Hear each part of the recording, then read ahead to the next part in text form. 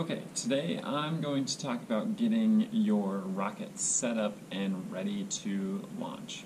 Alright, so one of the things, most important thing you'll need is your engine. I have multiple different kinds of engines. So I have this one, this is a A83 engine, and I also have a B64, and then I have a C65. Okay, so I have three different kinds of engines. I'm going to launch all three of them, so hopefully we can kind of see the difference.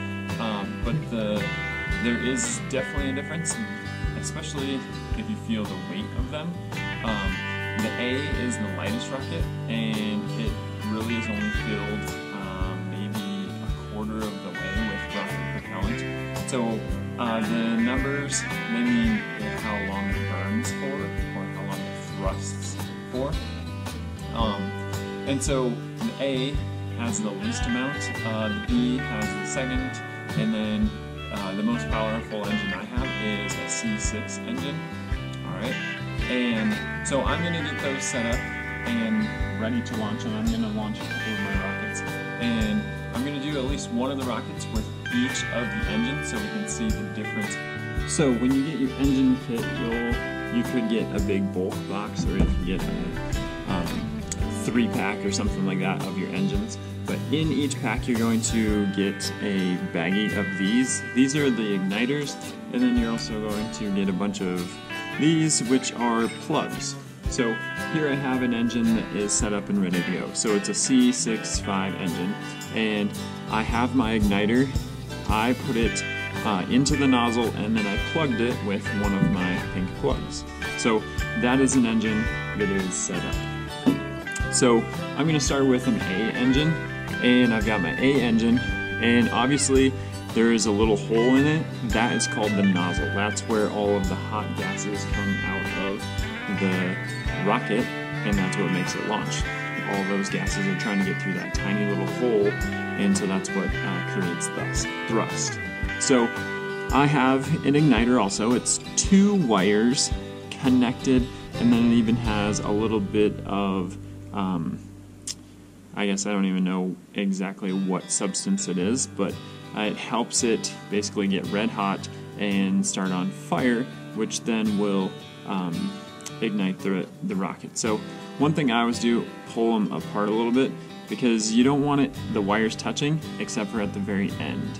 So I set it down into the nozzle, and then I take a plug and shove the plug down in there so it's good and tight, and then I always bend my wires over, and after that I just make sure that my plug is going to stay, my igniter is going to stay, nothing's going to fall out of there, so it's basically ready to go.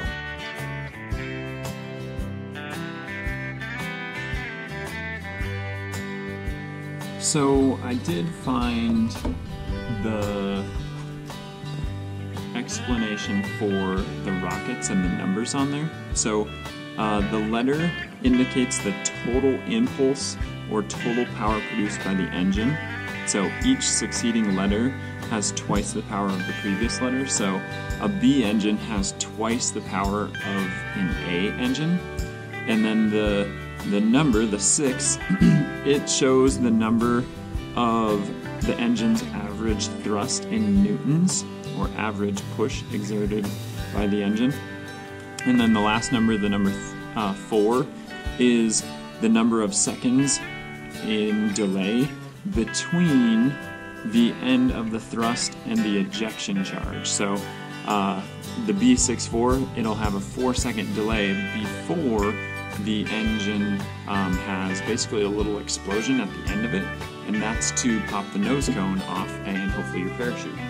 So the C engine, it has twice as much power as the B engine, and it has 6 newtons of thrust, but then it has a 5-second delay. So it's going to thrust and thrust and thrust, stop thrust, and then it has 5 seconds where delay, and it's just coasting.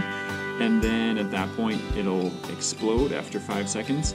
and it's just a little explosion, and hopefully enough to knock the nose cone off and send the parachute out.